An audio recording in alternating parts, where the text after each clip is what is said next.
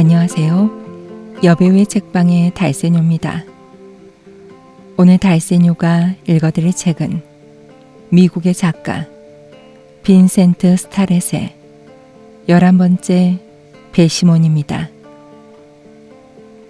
1927년에 발표된 이 소설은 살인사건 재판에 참여하게 된 12명의 배심원들이 만장일치의 평결을 내리기 위해 모인 가운데 뜻밖의 드러나는 반전을 담은 단편 추리소설입니다. 그럼 달세뇨가 읽어드리는 11번째 배심원 시작하겠습니다. 특정한 직업에 종사하고 있는 공화국 시민들 가운데 한 번이라도 배심원으로 봉사할 것을 요청받지 않은 사람은 거의 없을 것이다. 배심원 선정 체계는 누구한테나 공평하고 또한 벼락과 같아서 언제 어디를 때릴지 모른다. 그러나 한 가지 점에서는 벼락 또는 벼락이 치는 방식과 다르다. 배심원 선정 체계는 같은 곳을 여러 번 때리는 경우가 많다는 점이다. 예를 들어 내 친구 하나는 12년 동안 12번이나 배심원으로 일하면서 임대차 분쟁에서 1급 살인에 이르는 다양한 사건을 다루었다. 그는 배심원 노릇을 특별히 좋아하진 않았지만 국가에 의무를 다해야 한다고 생각하는 시민이었다. 그리고 또 다른 친구는 역시 12번이나 배심원으로 소환을 받았지만 아직 한 번도 배심원 노릇을 하지 않았다. 그는 아주 노련한 거짓말쟁이여서 항상 판사가 자기를 배심원 명단에서 제외시킬 만한 구실을 둘러댄다. 물론 사소한 사건보다는 큰 사건에서 배심원 의무를 면제받기가 더 쉽다. 법률가들은 큰 사건을 다룰 때 훨씬 더 까다롭다. 배심원 의무를 회피하고 싶으면 적당한 질문이 나오기를 기다렸다가 틀린 대답을 하면 된다. 예컨대 검사가 어떤 피의자를 살인죄로 교수형에 처하고 싶어 하거든 당신은 사형제도에 반대한다고 말하라. 그러면 당신은 어느새 코트와 모자를 집어들고 사무실로 돌아가고 있을 것이다. 아니면 신문에서 그 사건을 주의 깊게 추적했기 때문에 그 사건에 대해 이미 확고부동한 견해를 형성해 버렸다고 슬쩍 암시만 해도 된다. 이와 비슷한 수법은 항상 효과가 있다. 반드시 그런 것은 아니지만 거의 항상 효과가 있다. 사실 당신이 반드시 배심원 노릇을 해야 할 필요는 없다. 또 자진해서 배심원으로 봉사하고 싶어하는 사람은 얼마든지 있다. 배심원이 된다는 것은 가정과 직장에서 해방되는 것이고 법정에 나와서 앉아있으면 판사만큼이나 중요한 인물이 된 것 같은 기분을 맛볼 수도 있다. 마치 지혜의 셈이라도 된 것 같아서 저절로 으쓱해진다. 그들은 어떤 선입관도 갖고 있지 않다고 주장하지만 실제로는 배심원 노릇을 사양한 사람들보다 훨씬 더 편견에 사로잡혀 있다. 겉으로는 현인인 체 하면서 속으로는 죄수를 재판하고 싶어하는 배심원단을 가진 죄수에게 신의 가호가 있기를. 그들이 개인적 견해를 형성하지 않았다고 누가 주장하는가? 그러나 이 글은 수필이 아니다.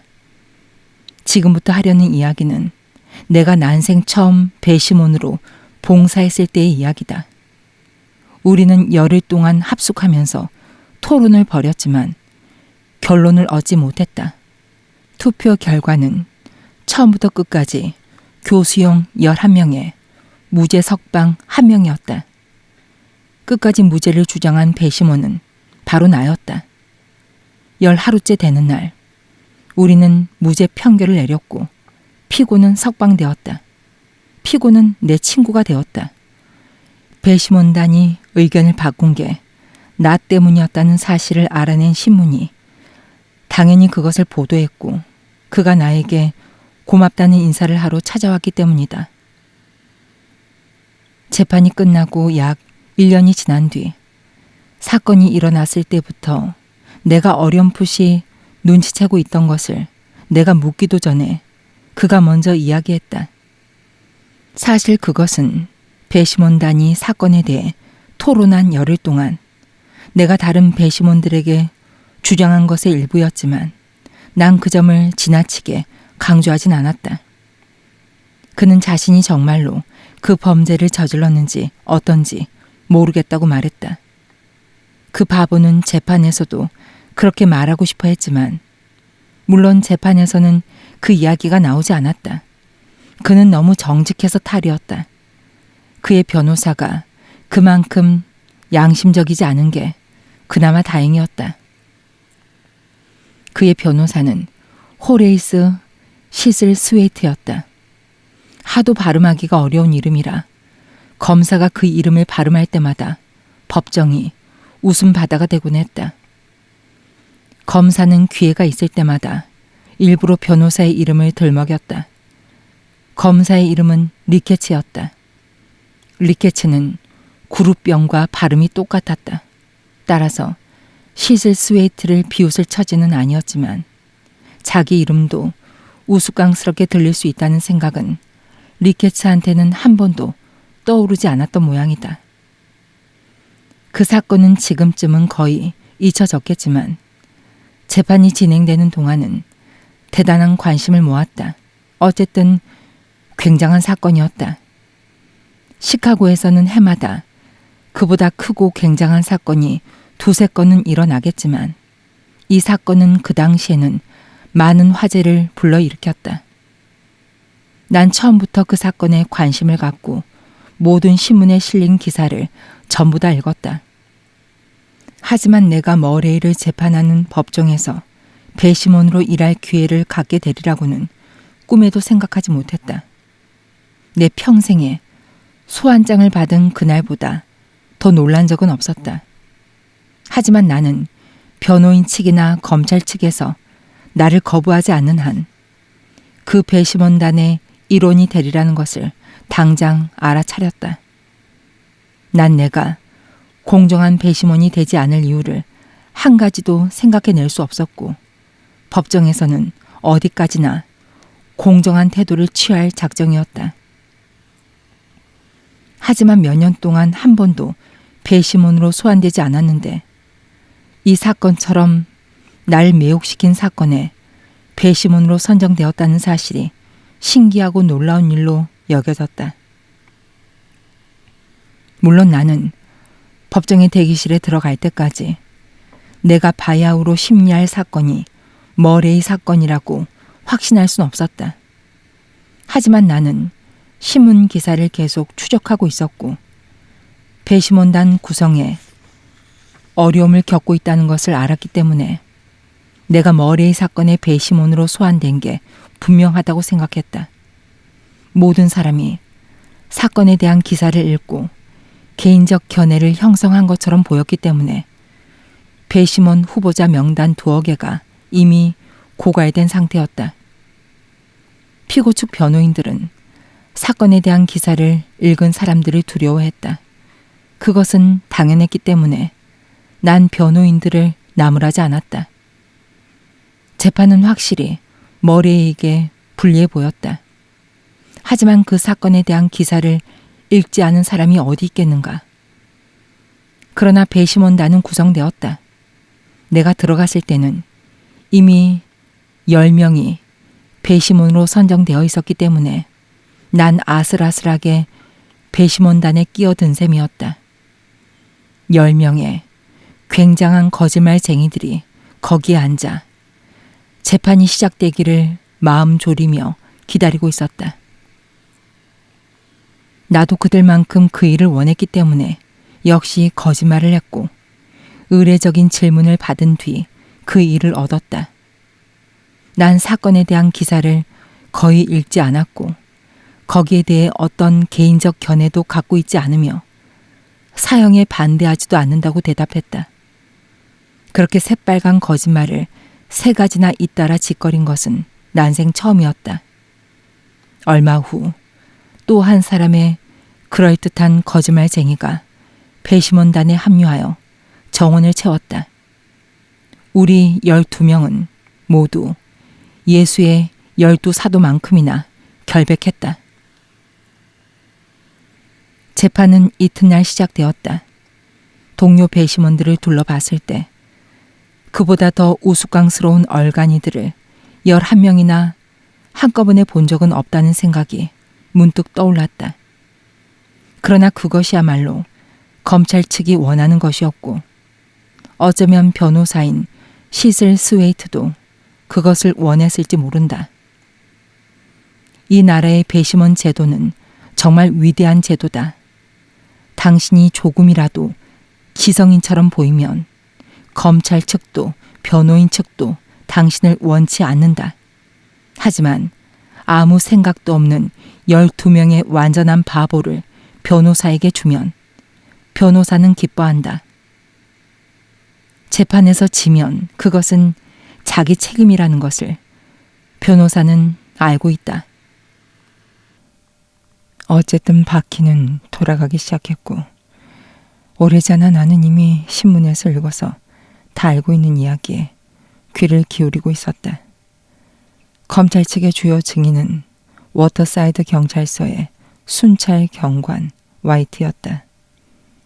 늙은 하마처럼 뚱뚱하고 선량한 그는 아일랜드인이 공직을 모조리 독점하지 않는다는 것을 입증하기 위해 경찰에 채용된 게 분명했다. 그러나 그는 솔직하고 공정하게 이야기했고 훌륭한 경찰관답게 자기 이야기를 고수했다. 문제의 그날 밤, 아니 좀 더 정확히 말하면 이튿날 새벽 2시쯤 그는 3발의 총알이 잇따라 발사되는 소리를 듣고 그 소리가 난 쪽으로 서둘러 달려갔다. 램버스 로우와 벨버디어 가가 만나는 모퉁이에서 그는 피고인 제임스 머레이가 손에 쥐고 있던 권총을 내려다보며 가만히 서 있는 것을 발견했다. 거기서 멀지 않은 곳에 한 사람이 누워 있었다. 그 사람은 총에 맞아 죽어 있었다. 와이트가 질문하자 피고는 사격에 대해서는 아무것도 모른다고 주장했지만 불과 몇 분 전에 발사된 권총을 그가 갖고 있었던 이유는 설명하지 못했다. 그는 멍해 보였다고 와이트는 말했다. 그리고 분명히 술에 취해 있었다. 그는 도망칠 생각도 하지 않고 와이트가 체포한다고 말하자 얌전히 따라왔다.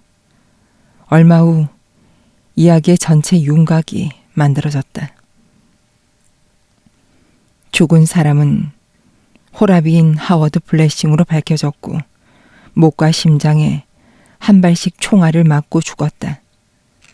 머레이는 경찰서로 연행되었고 하워드 블레싱의 시체는 가까운 장의사로 옮겨졌다.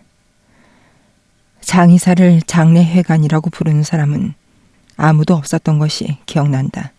난 장의사들만이 그곳을 장례회관이라고 부른다는 결론을 내렸다. 머레이는 유치장에 갇혀 밤새도록 그리고 해가 중천에 뜰 때까지 통나무처럼 누워서 잠을 잤다. 그런 다음 잠에서 깨어나 부인을 계속했다. 그 후 검시위원회가 대배심을 열어 그의 기소를 결정한 뒤 그는 살인죄로 정식 기소되었다. 와이트가 이것을 전부 다 이야기하지는 않았지만 이것은 재판 초기에 이미 분명해졌고 모든 관계자가 그 사실을 확인했다. 물론 수수께끼는 적지 않았다. 머레이는 하워드 블레싱을 알지도 못한다고 단호하게 주장했다. 그런 상황에선 머레이가 술김에 사격 연습을 했다 해도 하워드 블레싱을 죽이진 않았을 거라고 추정할 순 있었지만 반드시 이런 결론이 나오는 것은 아니었다. 머레이는 또한 권총을 갖고 다닌 적도 없고 소유해 본 적도 없다고 주장했다. 훌륭한 시민인 그의 많은 친구들이 그의 주장을 지지했다. 머레이도 훌륭한 시민이었다. 그러나 이것은 사실상 그에게 불리하게 작용했다. 그는 잘난 체했고 유복했으며 좋은 옷을 입고 있었다. 그리고 그보다 더 곤란한 것은 그가 개혁론자라는 평을 얻고 있다는 점이었다. 그런 부류의 사람이 밀수나 살인 같은 불명예스러운 혐의로 체포되면 평범한 시민들로 이루어진 배심원단에 별로 호감을 사지 못한다. 머레이는 그 자신을 위한 마지막 증인으로 증언대에 섰지만 그저 그런 인상만 주었을 뿐이다. 그리고 그날 밤 램버스 루와 벨버디어가 모퉁이에서 무슨 일이 일어났는가를 이야기할 때 그는 어떤 감동도 주지 못했다. 그의 이야기는 전혀 설득력이 없었고 그의 변호사조차도 그것을 알아차렸다. 머레이는 몇몇 녀석들과 함께 술을 꽤 많이 마셨다는 것을 인정했고 그 녀석들은 이미 그의 말을 뒷받침했다. 그들은 머레이가 권총을 갖고 있지 않았다는 것을 알고 있지만 설령 권총을 갖고 있었다 해도 너무 취해서 권총을 제대로 들고 있지도 못했을 거라고 맹세했다. 개혁론자로 알려진 사람이 몸도 가누지 못할 만큼 술을 퍼마셨다는 이야기를 해야 하다니. 머레이는 또한 길 모퉁이에서 총알이 발사되었을 때 집으로 가고 있지 않았다는 것을 인정했지만 그것을 술 탓으로 돌렸다. 그는 문제의 그날 밤 만취해 있어서 왜 권총을 손에 들고 그 교차로에 서 있었는지 전혀 모른다고 솔직한 태도로 말했다. 누군가가 권총을 그에게 준 게 분명했다. 어쨌든 그는 블레싱을 쏘지 않았다는 것을 알고 있었다. 그것을 알 수 있을 만큼은 정신이 있었다고 그는 주장했다. 난 그 말을 의심했다. 그는 꽤 잘생긴 남자였고 다리가 길고 눈이 커서 다리와 눈만 달린 사람처럼 보이는 젊은 아내가 있었다. 그녀는 아마 아름다운 여자였겠지만 법정에서 시슬 스웨이트와 나란히 앉아있는 모습은 꼭 시체처럼 보였다. 호리호리하고 작달막한 체격에 뾰족한 코와 궁지에 몰린 생쥐 같은 눈을 가진 리케츠는 머레이를 호되게 몰아붙였지만 피고는 꿋꿋이 견뎌내면서 자기 주장을 고수했다. 피어슨이라는 여자가 리케츠의 잇따른 강타에 약해진 뒤에도 피고는 전혀 흔들리지 않았다. 이 피어슨 부인은 피고 측의 주요 증인 가운데 한 사람이었다. 아니, 주요 증인이 되리라고 피고 측은 기대하고 있었다. 그러나 그녀는 리케츠의 공격을 막아낼 만큼 강하지 못했고 얼마 후에는 그녀가 누구를 위한 증인인지 아무도 알 수 없게 되었다. 나이가 지긋하면서도 포동포동한 그녀는 주위에서 일어나는 일들을 자세히 눈여겨 살펴보았다가 거기에 대해 수다를 떨고 싶어하는 여자였다.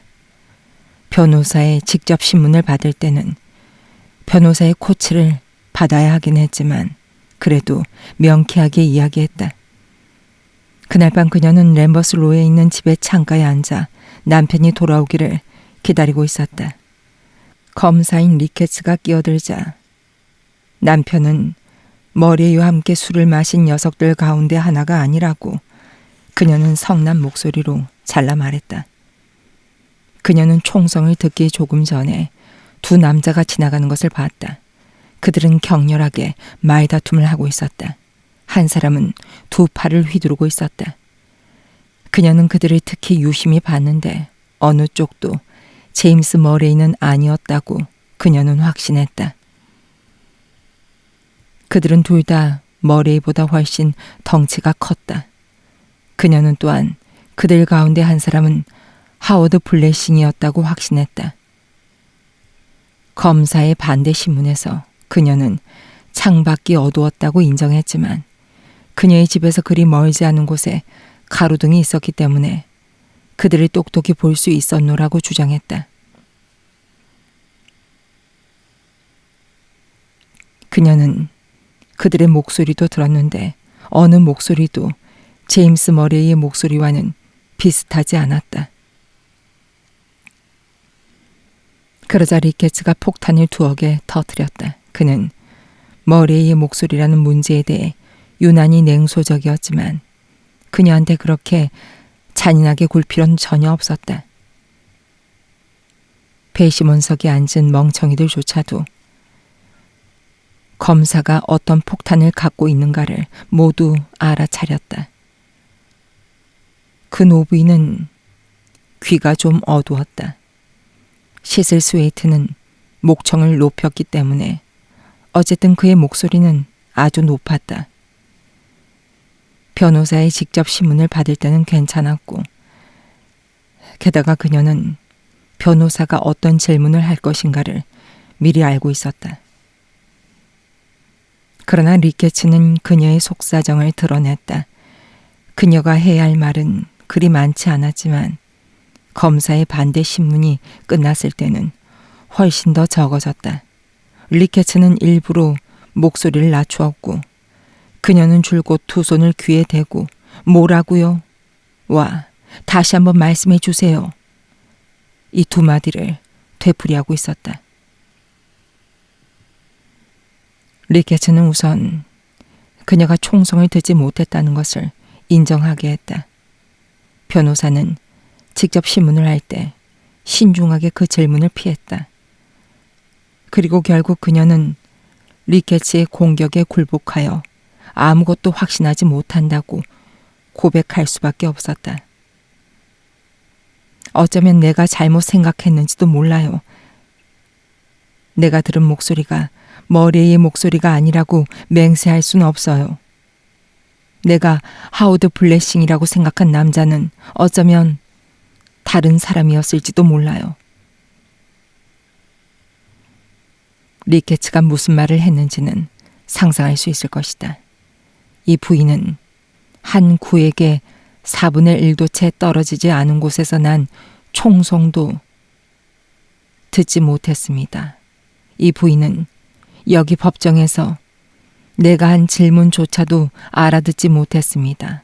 그런데 자기 집 창가를 지나간 두 남자의 목소리에 대해 증언할 수 있다고 합니다.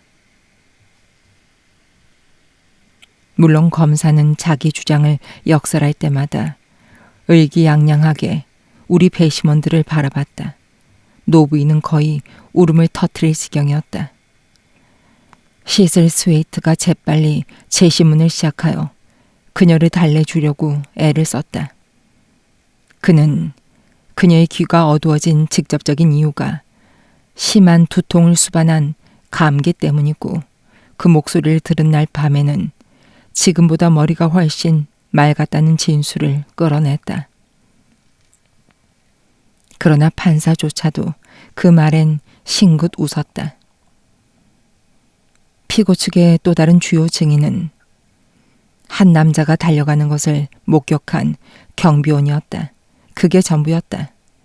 경비원은 사건이 일어난 직후에 사건 현장에서 몇 구획 떨어진 램버스 로에서 그 남자가 달려가고 있는 것을 봤다. 물론 이 진술은 달려가고 있던 그 남자가 하워드 블레싱을 쏘아 죽인 다음 재빨리 도망쳤다는 것을 암시했다. 거기까진 좋았다. 그러나 이 진술은 제임스 머레이가 약실 3개가 빈 권총을 손에 쥔 채 현장에 서 있었던 이유를 설명해 주진 못했다. 그러나 피고 측은 검사조차도 무찌를 수 없는 비장의 카드 한 장을 갖고 있었다. 호라비인 블레싱은 죽은 아내의 세밀 초상화를 항상 몸에 지니고 다녔다. 그의 친구들은 모두 이것을 알고 있었고 몇몇 사람은 거기에 대해 증언을 했다. 한 사람은 블레싱이 죽은 바로 그날 밤 그 초상화를 갖고 있는 것을 봤다고 맹세했다. 블레싱은 그 친구의 집에서 자기 집으로 짧은 여행. 그가 결국 끝내지 못한 그 여행을 떠나기 직전에 그 초상화를 그에게 보여주었다. 그런데 그 초상화가 사라진 것이다. 초상화는 피고 머레이의 몸에서도 발견되지 않았고 살인 현장 주변에서도 발견되지 않았다. 그리고 블레싱의 시체에서도 발견되지 않았다. 피고 측에는 훌륭한 요점이었고 온갖 일들을 암시했다. 이것은 사건의 거의 유일한 로맨스의 냄새를 제공했고 신문들은 처음부터 거기에 매달렸다. 날마다 여자, 이 블레싱의 아내의 초상화가 신문에 실렸다. 그녀는 벌써 몇 년 전에 죽었지만 배심원들은 모두 그녀가 어떻게 생겼는가를 알고 있었다. 물론 시슬 스웨이트는 그 사라진 초상화를 최대한 이용했다. 리케츠는 그게 별로 중요한 문제가 아니라는 듯이 어깨만 으쓱할 뿐이었다. 거의 모든 사람이 머레이가 유죄라고 믿었고 아마 모든 사람이 이 불명예스러운 불륜관계, 머레이와 블레싱의 죽은 아내 또는 블레싱과 머레이의 아내를 연결하는 관계가 숨겨져 있거나 알려져 있지 않다고 생각했을 것이다. 난 첫날 밤 배심원실에서 온갖 추잡한 추측이 난무하는 것을 직접 들었다. 처음부터 시슬 스웨이트는 한 가지 설명에 집착했다. 그 설명은 배심원들에게 별로 깊은 인상을 주진 못했지만 그가 가진 무기는 그것뿐이었다. 그는 그 무기를 가지고 최선을 다해서 많은 일을 해냈다. 그가 명백히 입증할 점들은 모두 그 설명에 이바지했고 배심원단을 상대로 한 최후 변론의 요점이 되었다. 시슬 스웨이트는 훌륭한 연설만이 피고의 혐의를 벗겨줄 수 있다는 것을 알았고 때가 오자 멋진 연설을 했다. 변호사답게 확실히 말솜씨는 좋았다. 그는 키가 크고 호리호리했다. 얼굴에 마마 자국만 없었다면 보기 드문 미남이었을 것이다. 머리카락은 법정에 나온 여자들이 모두 부러워할 만큼 아름다운 고수머리였다. 그리고 법정에는 여자들이 많이 나와 있었다. 그는 배우처럼 보였고 마땅히 배우가 되었어야 했다. 그는 맡은 사건의 대부분을 승리로 이끌었다. 그가 이 사건을 맡은 이유도 그 때문이었다. 시슬 스웨이트가 변호를 맡지 않았다면 머레이가 이길 가능성은 전혀 없었을 것이다. 그거야 어쨌든 내가 배심원으로 봉사한 건 그때가 처음이었다. 난 전력을 다하여 귀를 기울였다. 난 그 사건에 관심이 많았고 거기에 대한 나름대로의 견해를 갖고 있었다. 특히 리케츠와 시슬 스웨이트가 서로를 공격할 때 그들의 연극을 구경하는 것은 때로는 버라이어티 쇼를 구경하는 것만큼 재미있었다. 리케츠는 심술궂고 냉소적인 악마였고 채찍처럼 날카로웠다. 시슬 스웨이트가 재판 초기에 순찰 경관 와이트를 붙잡고 총성을 들은 시각이 정확히 몇 시 몇 분인지 시체를 기준으로 하여 볼 때 머레이가 정확히 어디에 서 있었는지 그때 달은 어디쯤 떠 있었는지 따위에 대해서 꼬치꼬치 캐묻고 있을 때 리케츠는 입가에 빈정거리는 웃음을 띠고 있다가 배심원석을 힐끔거리며 말했다. 우리가 이 사건에서 달님을 주요 증인으로 소환하지 않은 건 중대한 잘못이라고 휘슬 화이트 씨는 생각하고 계시는 게 분명하군요. 사람들은 휘슬 화이트라는 엉뚱한 이름에 여느 때처럼 킬킬거리다가 일제히 폭소를 터뜨렸다.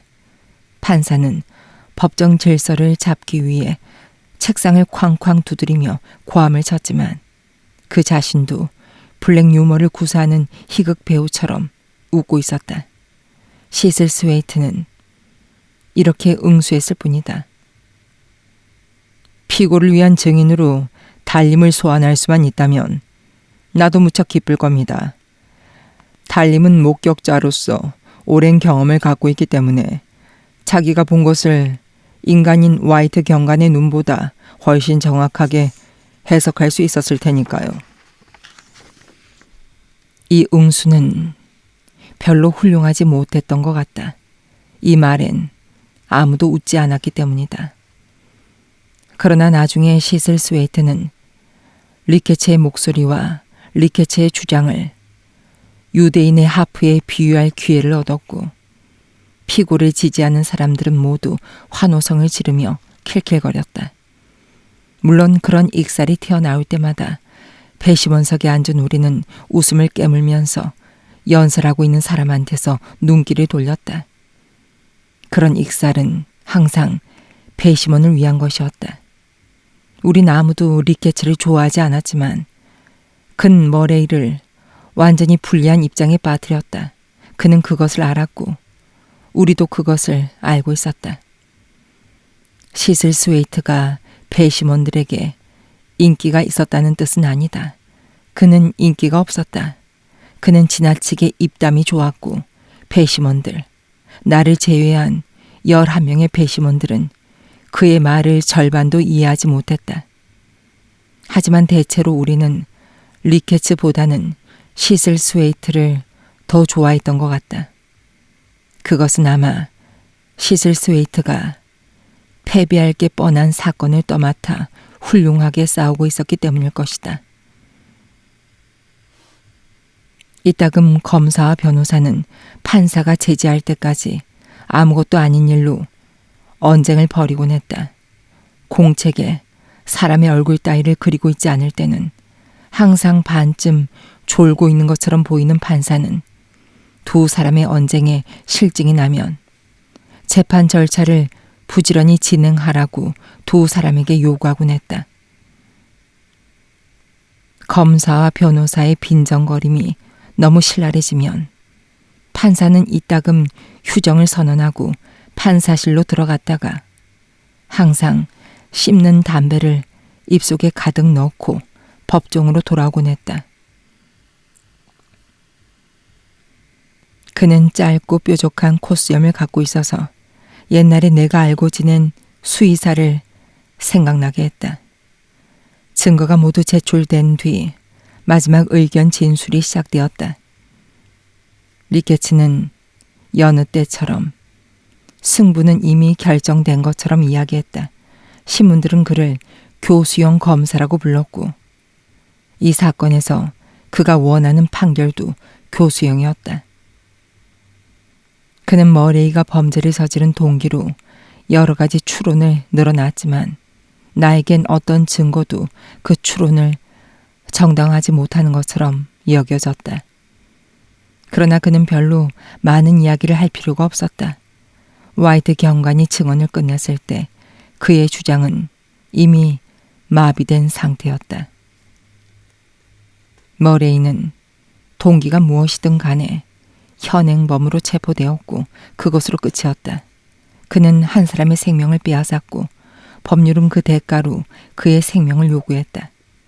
이것은 어리석기 짝이 없는 생각이지만 이 세상에는 지혜라는 탈을 쓰고 있는 어리석은 생각이 너무나 많다. 물론 시슬 스웨이트는 다른 말투를 썼다. 사건을 처리하는 리케츠의 방식에 대해 언급할 때는 신랄했지만 대개는 주말 연속국에 나옴직한 대사를 늘어놨다. 그는 머레이를 상황의 희생자로 묘사하고 그처럼 훌륭한 평판을 얻고 있는 사람이 술에 취하여 공경에 빠질 만큼 어리석었다는 점에 대해서만 그를 비난할 수 있다고 주장했다. 시슬 스웨이트가 의지할 만한 증거가 거의 없다는 점을 고려하면 그의 변론은 훌륭했다. 그는 모든 장면을 실제로 보는 것처럼 생생하게 묘사했다. 머레이는 너무 취해서 무슨 일이 일어나고 있는지도 알지 못하고 아마 달림에게 말을 걸면서 엉뚱한 길을 헤매다가 살인이 일어난 지 1, 2분 뒤에 하워드 블레싱의 시체를 발견했을 것이다.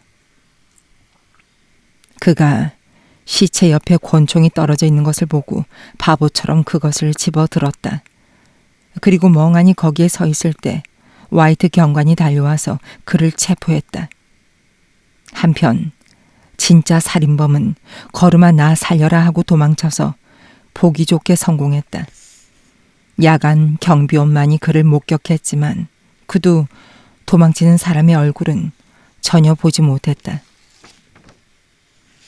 시슬 스웨이트가 재구성한 이 설명을 뒷받침하는 것은 물론 경비원의 빈약한 증언과 피어슨 부인의 증언 가운데 법정에서 웃음거리가 되지 않은 일부분뿐이었다. 나 자신은 피어슨 부인이 들었다고 주장한 목소리를 실제로 들었을 거라고 믿었다. 그들은 말다툼을 하고 있었으니까 아주 목청이 높았을 것이다. 마지막으로 사라진 초상화 문제가 있다고 시슬 스웨이트는 말을 이었다. 그 초상화는 머레이의 혐의를 완전히 벗겨준다고 그는 주장했다. 머레이가 살인자라면 그 초상화는 블레싱이나 머레이가 갖고 있어야 한다. 머레이가 초상화를 내버리거나 숨길 시간 여유는 전혀 없었다. 시슬 스웨이트는 이런 식으로 이야기를 계속했고 그것은 정말 훌륭한 1급 변론이었다. 그는 나무랄 데 없는 머레이의 생활과 그의 훌륭한 친구들을 지적하고 평생 동안 한 번도 권총을 다뤄본 적이 없는 사람이 도대체 무엇 때문에 권총을 빌리거나 훔쳐서 생전 보도 듣도 못한 사람을 죽이겠느냐고 되물었다. 그 연설은 참으로 걸작이었다. 그러나 리케츠가 최후 논고에서 지적했듯이 변호사의 연설은 순전히 추측일 뿐이었다. 누가 무슨 말을 해도 한 가지 사실만은 흔들리지 않았다. 제임스 머레이가 길모퉁이에서 희생자를 내려다보며 총알이 발사된 권총을 손에 들고 서 있었다는 사실이었다. 머레이가 술에 취해 있었다는 사실에 대해 리케츠는 그건 변명이 되지 않는다고 말했다. 머레이가 냉정한 상태였다면 이성을 잃지 않았을지도 모르고 블레싱도 계속 살아 있었을지 모른다는 것은 리케츠도 기꺼이 인정했다. 그러나 두 사람 사이에 말다툼이 벌어지지 않았다고 주장하는 것은 불합리하며 그들의 의견 차이가 무엇이었든 간에 그들은 분명 적이었다고 리케츠는 말했다. 술 취한 것이 냉혹한 살인의 이유가 된다고 우리 배심원들이 믿는다면 우린 당연히 머레이를 무죄 방면할 테고 그리하여 술을 퍼마시고 사람 사냥을 나가도록 다른 사람들을 부추길 거라고 그는 냉소적으로 덧붙였다. 하지만 술에 취하지 않았을 때의 평판이 어떻든 간에 술에 취하면 짐승이 되는 사람의 광기로부터 인간의 생명이 마땅히 보호받아야 한다고 믿는다면 추악한 이 피고를 본보기로 처벌하는 것이 우리의 의무라고 그는 말했다. 그는 시슬 스웨이트의 연설만큼 생생하진 않았지만 훨씬 더 많은 설득력을 갖고 있었다. 사실 나를 제외한 11명의 배심원에 관한 한 변호사와 검사의 마지막 의견 진술이 이루어지기 오래전에 머레이가 이길 기회는 이미 사라진 상태였다. 난 그것을 알고 있었다. 머레이 부인의 아름다운 눈과 늘씬한 다리도 별 도움이 되지 못했다.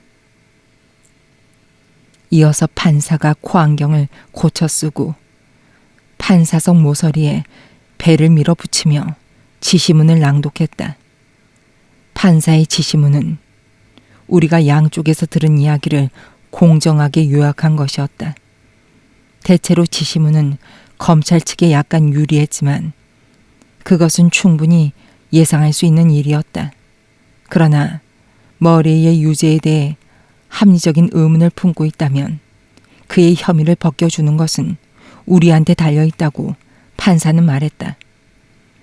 그것이 끝나자 우리는 줄을 지어 배심원실로 들어갔고 사건에 대한 진짜 심리가 시작되었다. 딘이라는 이름의 잘난치 않은 녀석이 배심장이었다. 어느 인쇄소에서 지배인으로 일하고 있는 그는 마치 시장으로 임명되기라도 한 것처럼 거들먹거렸다. 딘은 전에도 배심원으로 봉사한 적이 있었기 때문에 지금까지 배심장을 맡은 적은 한 번도 없었지만 요령을 알고 있었다.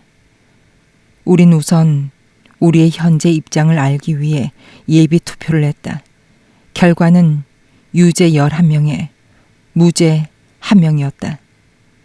난 그 한 명이 누구인가를 알고 있었고 다른 사람들을 궁금하게 만들 이유가 없다고 생각했다. 내가 그 한 명입니다. 날 설득해 보시죠. 그들은 나를 설득하려고 애썼다. 특히 딘은 내가 반대표를 던진 것을 그 자신과의 개인적인 말다툼으로 받아들이는 것 같았다. 내가 다른 11명의 견해와 정반대되는 의견을 갖는 것은 남을 헤아리는 마음이 없는 무분별한 짓이라고 생각하는 모양이었다.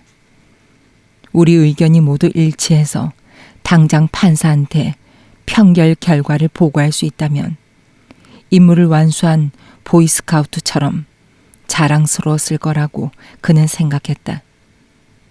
다른 사람들은 처음엔 재미있게 생각했고 머레이가 결백하다고 믿는 이유를 주로 알고 싶어 했다. 그들은 그가 무죄일 가능성에 대해서는 한 번도 생각해 보지 않았다고 말했다. 그들은 머레이를 동정했지만 그렇게 많이 동정하지도 않았다. 그런데 머레이가 결백하다니. 이건 지극히 명백한 사건이오, 로셀. 한 사람이 말했다. 시슬 스웨이트의 변론은 확실히 훌륭했지만 그 이야기 가운데 명백한 사실은 하나도 없었소. 모두 허튼 소리뿐이었지. 나한테 조금이라도 의문이 있다면 어떤 사람도 서둘러 교수대로 보내진 않을 거요. 아니, 교수대는커녕 감옥으로도 보내지 않겠소. 하지만 의문스러운 점이 전혀 없소. 이건 의심할 여지가 없는 사건이요. 그 녀석은 닥쳐올 운명을 감수해야 하오. 가롯 유다가 죄인인 것처럼 그 녀석도 죄인이요. 머레이는 누명을 쓰고 있습니다. 내가 말했다. 그는 술에 취했고 때마침 적당한 시간에 사건 현장에 도착했고 살인자는 그를 이용한 겁니다. 난 그렇게 생각합니다. 시슬 스웨이트는 머레이가 지나가다가 총을 보고 바보처럼 그것을 집어들었다가 화이트 경관한테 붙잡혔다고 생각하고 있습니다. 하지만 나는 살인자가 도망치기 직전에 총을 머레이의 손에 밀어 넣었다고 생각합니다. 그러니 머레이가 멍해 있었던 것도 당연하죠. 말도 안 됩니다. 또 한 사람이 말했다. 머레인 기습을 받았기 때문에 멍해진 거예요.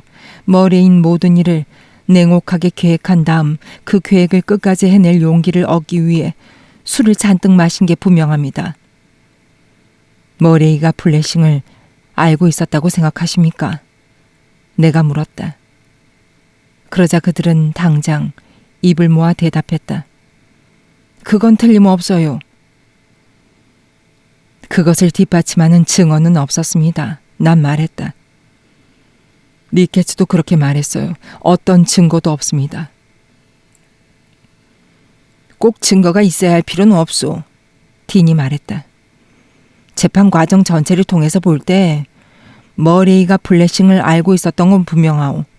플래싱을 모른다면 무엇 때문에 플래싱을 쏘고 싶어 하겠소.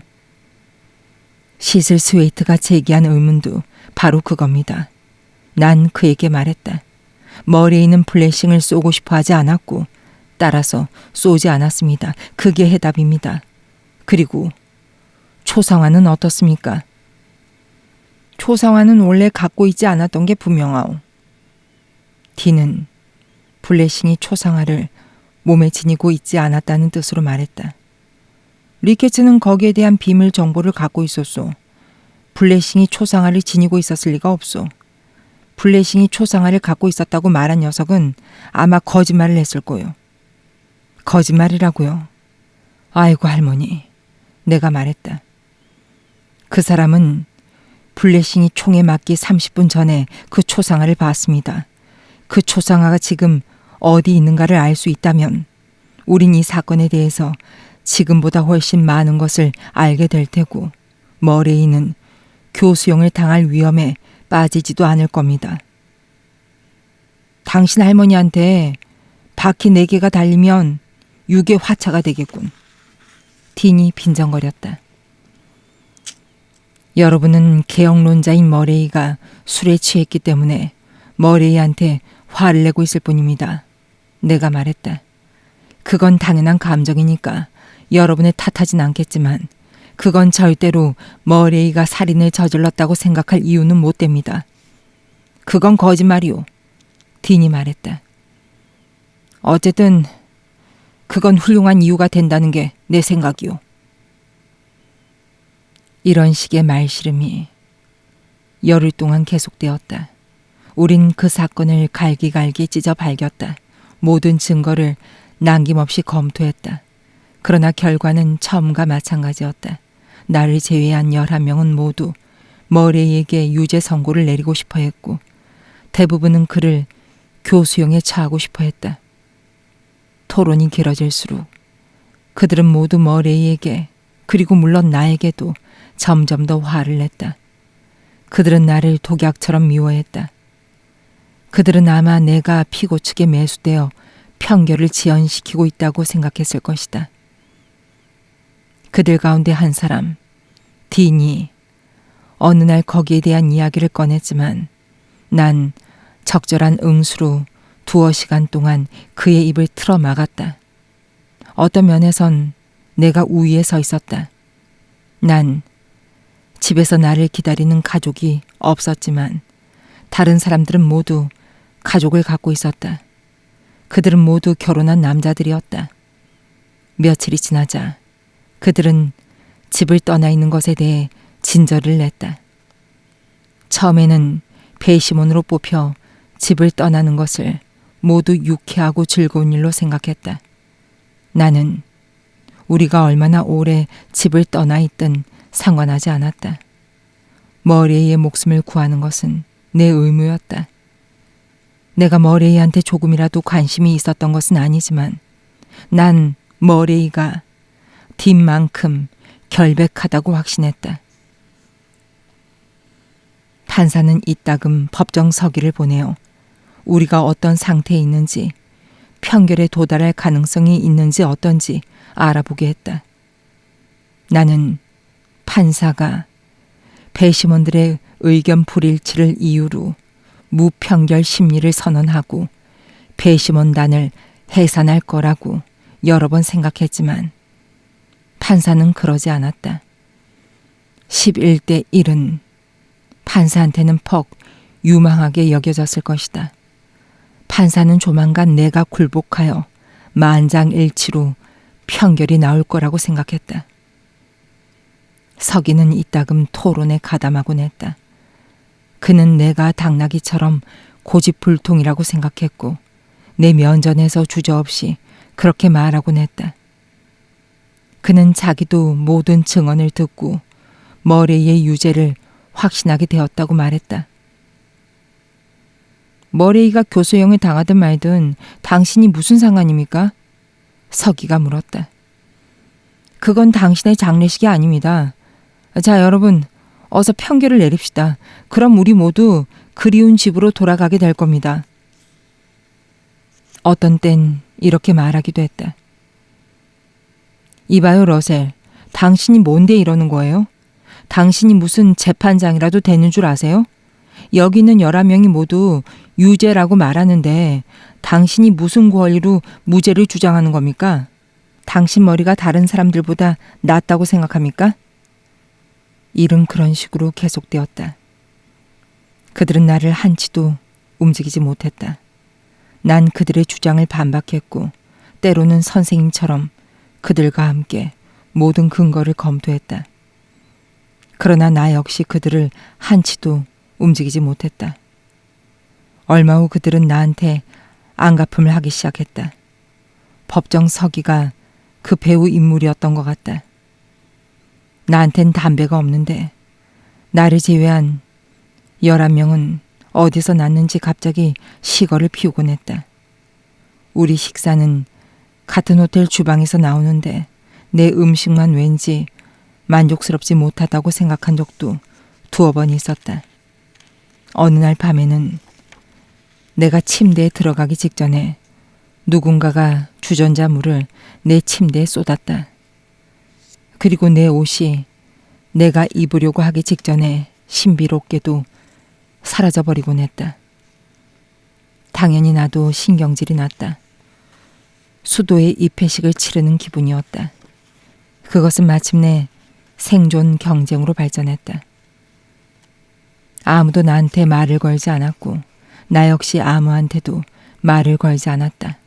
나를 한 방 먹일 수 있다면 모두 기뻐 날뛰었을 것이다. 내가 생각하기에 그들 가운데 몇 명은 실제로 나를 후려 갈기리 한 적도 있었다. 이따금 D는 투표를 요구했지만 그것은 단지 내가 마음을 바꾸었는지 어떤지를 알아보기 위해서일 뿐이었다. 10하루째 아침이 다가왔다. 투표 결과는 여전히 11대 1이었다. 법정 서기가 와서 암시를 던졌다. 우리가 그날도 편결을 내리지 못하면 배심원단이 해산될 거라고 그는 말했다. 어쩌면 그는 거짓말을 했는지도 모른다. 사실이 어떤지는 알 수 없지만 어쨌든 그는 그렇게 말했다. 나를 제외하고는 모두 환호성을 질렀다. 어떤 식으로든 이 연금 생활도 곧 끝날 거라고 그들은 생각했다. 그래서인지 그날 아침에는 나한테 별로 화를 내지 않았다. 내가 여전히 굴복하지 않는데도 그들은 그저 웃기만 했다. D는 이렇게 말했다. 이봐요, 러셀. 당신은 끝까지 견뎌냈소. 당신한텐 두 손 들었소. 고맙습니다. 하고 난 말했다. 하지만 난 전혀 즐겁지 않았다. 배심원단이 해산되면 머레이는 아마 또다시 재판을 받게 될 테고 다음번에는 그의 생명을 구해줄 나 같은 배심원을 갖지 못하리라는 것을 난 알고 있었다. 난 그것을 곰곰 생각했다. 아무리 생각해도 내가 해야 할 일은 한 가지뿐이었다. 그래서 저녁을 먹은 뒤에 난 그 일을 했다. 여러분, 난 입을 열었다. 이 우스꽝스러운 일을 모두 끝내야 할 때가 왔습니다. 우린 의견 일치를 보지 못했고 판사는 우리를 해산할 모양입니다. 그건 내 마음에 들지 않습니다. 난 머레이가 결백하다고 믿기 때문입니다. 난 다른 배심원단이 그에게 유죄 선고를 내리는 걸 원치 않습니다. 난 우리 배심원단이 그를 무죄 방면하기를 원합니다. 어젯밤 나는 이 사건을 면밀히 검토했습니다. 그래서 그날 밤 그 길모퉁이에서 무슨 일이 일어났는가를 마치 내가 그 현장에 있었던 것처럼 분명하게 말씀드릴 수 있습니다. 어쩌면 나는 그 사건을 꿈속에서 봤는지도 모릅니다. 또는 머릿속에서 상상해냈을 뿐인지도 모르죠. 어쨌든 그 사건은 이런 식으로 일어났습니다. 약 10년 전.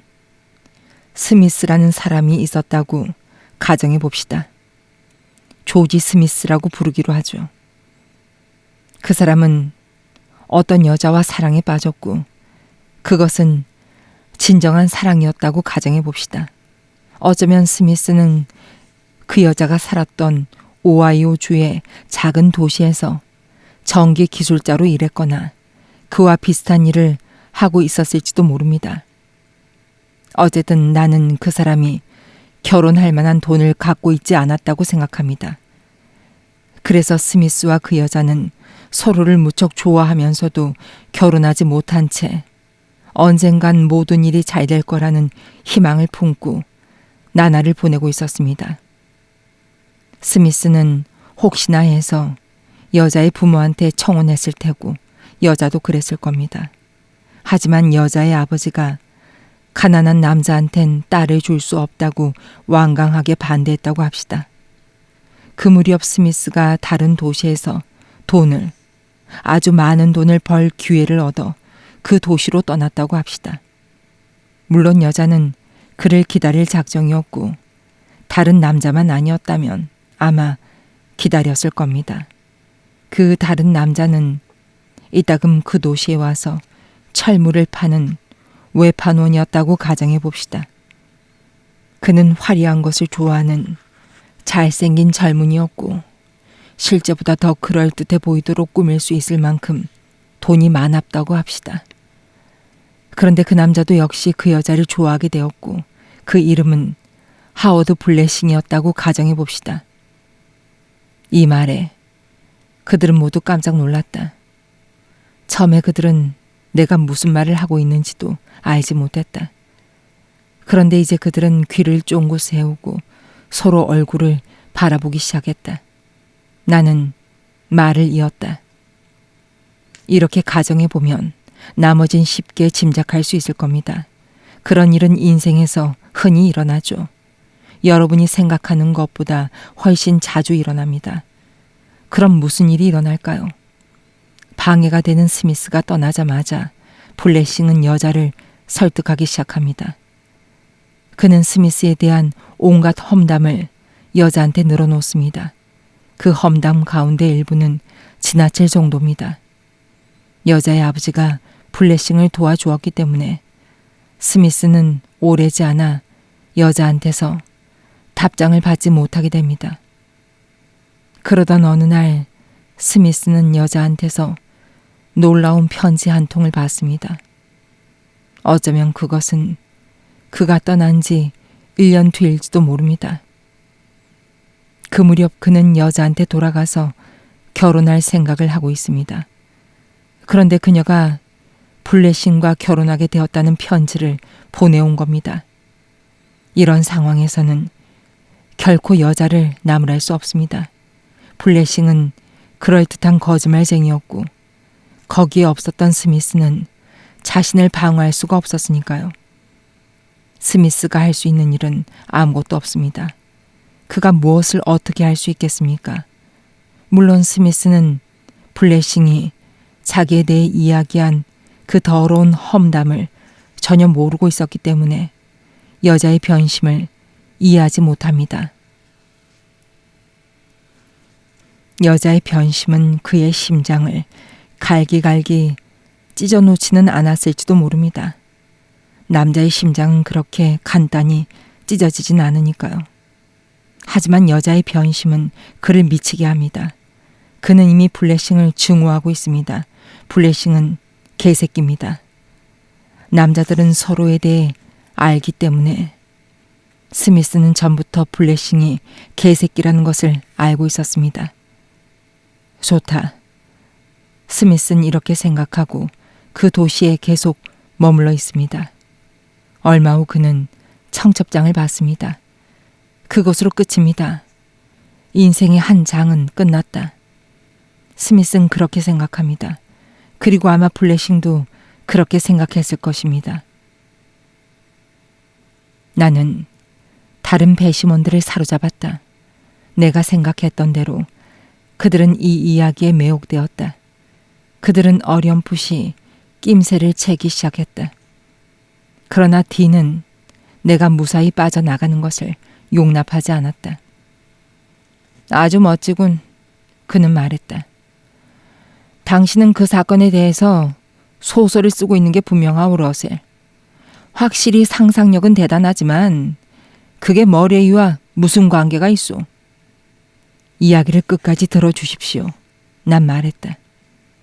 나는 하나의 경우를 가정하고 있을 뿐인지도 모르지만 내 이야기가 사실과 딱 들어맞는다는 것을 알게 될 겁니다. 그 다음엔 무슨 일이 일어날까요? 이것저것 추측하지 않아도 그것은 쉽게 알 수 있습니다. 세월이 흐르기 시작합니다.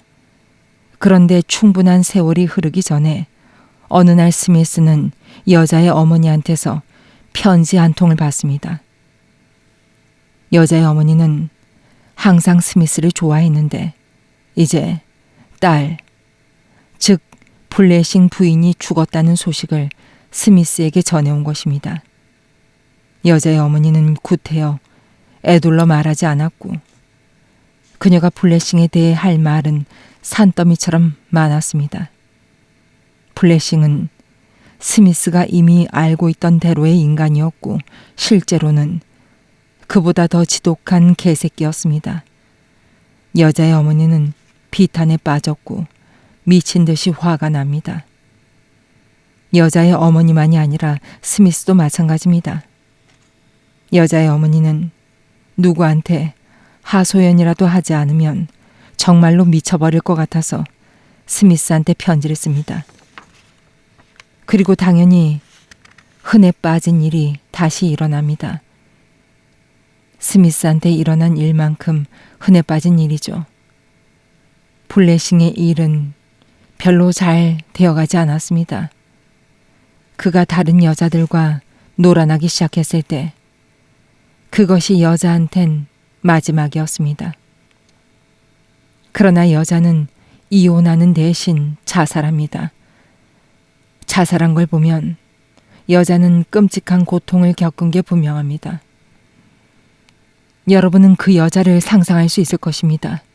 그녀는 어쩌면 여러분이 본 블레싱 부인의 초상화와 닮았을지도 모릅니다. 이제 여러분은 이야기의 발단을 알았습니다.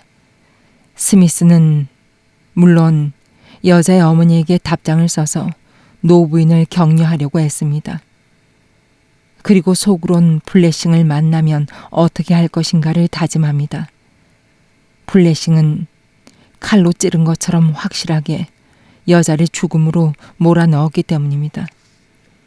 사람들은 그것을 살인이라고 부르지 않지만 그건 분명 살인입니다. 그렇지 않습니까? 절반가량이 고개를 끄덕였다. 나는 다른 배심원들이 모두 기혼자라는 것을 기쁘게 생각했다. 잘은 모르지만 아마 몇 사람은 딸을 두고 있을 것이다. 여자의 어머니는 무심코 비밀을 털어놨습니다. 라며 나는 말을 이었다. 그래서 스미스는 이제 블레싱이 어떻게 자기를 제치고 여자와 결혼했는가를 알게 됩니다. 이야기의 결말은 물론 그날 밤에 일어난 사건입니다. 스미스는 램버스 로우와 벨미디어 가가 만나는 모퉁이에서 블레싱과 마주쳤습니다. 그날 밤 피어슨 부인은 창밖을 내다보고 있었고 감기에 걸려있지 않았습니다. 물론 스미스와 블레싱은 전에도 한번 마주친 적이 있었지만 그때는 블레싱이 재빨리 도망쳤습니다. 꽁지가 빠지게 달아난 겁니다. 그래서 스미스는 블레싱이 자기와 같은 도시, 우리가 지금 앉아있는 바로 이 도시에 살고 있다는 것을 알게 되었습니다. 블레싱이 그것을 제때 알았다면 아마 배를 타고 멀리 아프리카로 도망쳤을 겁니다. 블레싱은 그런 겁쟁이였습니다.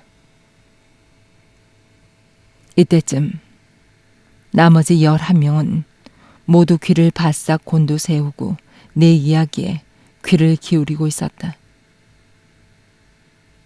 내가 스미스를 알고 있고 스미스의 사연도 알고 있다는 사실을 알아차렸기 때문이다. 내가 알고 있을 게 틀림없다는 것을 그들은 알았다. 물론 난 알고 있었다. 그래도 한 사람은 약간 빈정거린 투로 말했다. 당신은 거기에 대해서 아주 잘 알고 있는 것 같군. 그렇습니다. 난 이렇게 말하고 이야기를 계속했다. 스미스가 두 번째로 블레싱을 만난 것은 그날 밤이었습니다. 블레싱은 준비가 되어 있었습니다. 그는 스미스와 처음 마주친 뒤 권총을 입수하여 밤마다 그걸 지니고 다닌 게 분명합니다. 블레싱은 어떤 모험도 하지 않았습니다. 스미스는 권총을 갖고 있지 않았습니다. 블레싱을 죽일 생각은 없었습니다. 그저 초주검이 되도록 두들겨 패줄 작정이었죠. 그들은 우연히 마주쳤고 블레싱은 자기 행동을 합리화하는 변명을 늘어놓기 시작했습니다. 두 사람이 창가를 지나갈 때 피어슨 부인이 들은 말다툼 소리는 바로 그것이었습니다. 하지만 스미스는 냉정했습니다. 그는 자기가 하려는 일을 알고 있었습니다. 하지만 블레싱이 무슨 소리를 짓거리는지 보려고 블레싱이 짓거리는 대로 내버려 두었습니다. 마침내 블레싱은 여자의 초상화를 꺼내 들여다보면서 흐느껴 울기 시작했습니다. 그것은 스미스한테는 엎친 데 덮친 격이었습니다. 스미스는 블레싱의 손을 쳐서 초상화를 떨어뜨리고 주먹을 휘둘렀습니다. 그러자 블레싱은 몸을 굽혀 스미스의 주먹을 피하면서 권총을 꺼냈습니다. 그러나 블레싱은 그 권총을 사용할 기회를 얻지 못했습니다. 스미스가 블레싱의 손목을 움켜잡고 그 권총도 빼앗았기 때문입니다. 스미스가 권총을 잡은 순간 총알이 허공으로 발사되었습니다. 그게 첫 번째 총성이었습니다. 이어서 두 발의 총알이 더 발사되었습니다. 스미스의 행동을 정당화하려고 애쓰진 않겠습니다.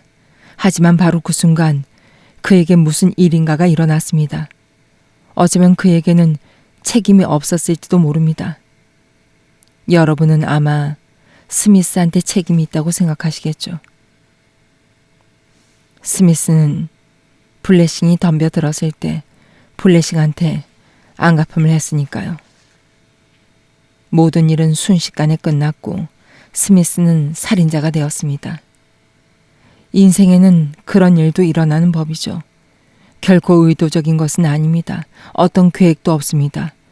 다만 화가 나서 이성을 잃어버리기 때문에 그런 일이 일어나고 누군가는 당연한 보답을 받습니다. 마음속에서 무언가가 펑 하고 터지는 겁니다. 그건 여러분일 수도 있습니다. 나일 수도 있습니다. 이번엔 그게 스미스였을 뿐입니다. 그때 딘이 발언권을 얻었다. 그는 지금까지 열심히 귀를 기울이고 있다가 이제 한 가지 질문을 던졌다. 스미스가 누구요? 머레이요? 아닙니다. 난 말했다. 스미스는 경비원이 목격했다는 그 사람입니다. 나는 머레이가 누명을 썼다고 여러분한테 말했고 실제로 그는 누명을 썼습니다. 머레이는 살인범이 이용하기에 마침 좋은 시간에 사건 현장에 나타났습니다. 술에 취해서 비틀거리며 다가왔죠. 머레이는 멈춰서서 무슨 일이 일어나고 있는가를 보려고 주위를 둘러봤습니다. 스미스는 자기가 저지른 끔찍한 일 때문에 공포와 충격에 사로잡혔고 재빨리 도망쳐야 했습니다. 그래서 권총을 머리의 손에 밀어놓고는 보도에서 초상화를 집어들고 도망쳤습니다. 몇 분 뒤 화이트 경관이 다가왔습니다. 그 시간은 화이트 경관이 스스로 생각한 것보다 더 오래 걸렸습니다. 그때 머레이는 너무 취해서 무슨 일이 일어나고 있는지도 모른 채 권총을 손에 쥐고 블레싱의 시체 옆에 서 있었습니다. 이게 도대체 어떻게 된 일인가 하고 궁금해하면서 말입니다. 머레이는 제정신을 차렸을 때 결백을 주장했지만 결백을 입증할 증거가 하나도 없었습니다. 이것이 그날 밤에 일어난 일들입니다. 이제 우리가 해야 할 일은 한 가지뿐입니다. 그것은 바로 머레이를 무죄 방면하는 것입니다. 얼마 동안 아무도 입을 열지 않았다. 한마디도 할 수가 없었다. 그들은 그저 멍하니 앉아서 또는 서서 날 쳐다보고 있었다. 마침내 딘이 한 가지 생각, 지금까지와는 다른 생각을 해냈다. 그는 자리에서 일어나 손가락을 나에게 겨누었다. 러셀, 아주 멋진 이야기였소. 그게 만약 사실이라면 당신이 그 스미스라는 사람을 알고 있다는 건 말할 나위도 없을 거요. 그건 좋소. 당신이 어떻게 배심원으로 선정되었는지는 모르겠지만 말이오. 하지만 그걸 입증하려면 당신 말만 가지고는 부족하오. 당신이 지금까지 한 이야기를 입증하면 우린 당장 머레이를 석방하겠소. 물론 석방하고 말고. 하지만 당신이 머레이를 빼내기 위해 거짓말을 꾸며냈을 뿐이라면 이것으로 일은 결정되었다. 난 이번에도 내가 해야 할 일을 알고 있었다. 좋습니다, 딘. 어떤 게 증거가 되리라고 생각하십니까? 딘은 잠시 생각하다가 마침내 입을 열었다. 당신이 그 스미스란 사람을 제시할 수 있다면 어느 정도 증거가 되겠지. 안 그렇소, 여러분? 하지만 스미스가 나타난다 해도 그가 진실을 말하고 있다는 걸 입증하려면 그 초상화를 제시해야 할 거요. 진정한 증거는 그 초상화뿐인 것 같으니까. 안 그렇소, 여러분? 배심원들은 모두 동의했다. 그들은 항상 모든 사람, 나를 제외한 모든 사람의 의견에 동의했고 서로의 의견에 동의했다. 그럼 좋습니다. 하지만 문제가 있습니다. 스미스는 어떻게 되는가? 스미스가 머레이를 대신해야 하는가? 여러분은 스미스에 대해 진실을 알고 있습니다. 여러분은 스미스가 블레싱을 죽였다는 이유로 교수대에 매달리는 걸 원하십니까? 여러분이 법정에서 스미스에 대해 이야기하면 그는 피고석에서 자신의 운을 시험해야 하고 그때는 그를 이해하려 들지 않는 배심원단을 만나게 될지도 모릅니다. 내가 여러분에게 말한 것이 모두 사실이고 여러분이 스미스를 재판하고 있다고 합시다. 스미스를 석방하시겠습니까? 아니면 유죄를 선고하시겠습니까? 석방하겠소. 네 사람이 당장 대답했다. 다른 사람들은 거기에 대해 생각조차 하지 않았다. 하지만 나는 그들의 얼굴에서 대답을 읽을 수가 있었다. 그들은 스미스를 목매달지 않을 것이다. 그들 자신이 스미스와 같은 입장이었다 해도 그렇게 행동했을지 모른다는 것을 그들은 알고 있었다. 나는 모든 것을 운에 맡기고 모험을 했다. 여기에 그 초상화가 있습니다. 난 코트에서 초상화를 꺼내며 말했다. 이걸 보십시오. 나는 그날 밤 이후 줄곧 이 초상화를 주머니 속에 갖고 있었습니다. 그리고 날 보십시오. 내가 바로 스미스입니다. 그들은 믿을 수밖에 없었다. 사실이었기 때문이다. 초상화가 있었고 그들은 초상화의 얼굴을 알고 있었다. 신문마다 모두 실렸기 때문이다. 그들은 얼마 동안 초상화를 보고 다음엔 날 쳐다보고 그 다음엔 창밖을 내다봤다. 잠시 나는 내 목에 밧줄이 감기는 것을 느꼈다. 그러나 나는 그들의 마음을 읽었다.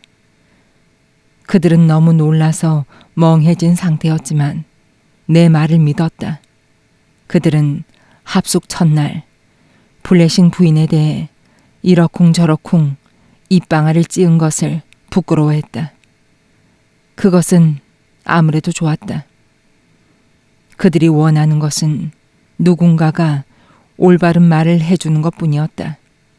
마침내 작달막한 몸집에 주름진 얼굴을 가진 사람, 머레이를 목매달고 싶어서 가장 안달했던 사람들 가운데 하나인 그 사람이 이렇게 말했다. 두려워하지 마시오. 그는 온화하게 말했다. 아무도 당신에 대해 말하지 않을 거요. 자, 여러분, 이제 마지막 투표를 합시다. 무죄입니다. 그리고 그건 러셀한테도 적용됩니다. 이젠 거기에 대해 말할 수 있다. 그것은 먼 옛날이었다. 그리고 나는 지금 멀리 떨어져 있다.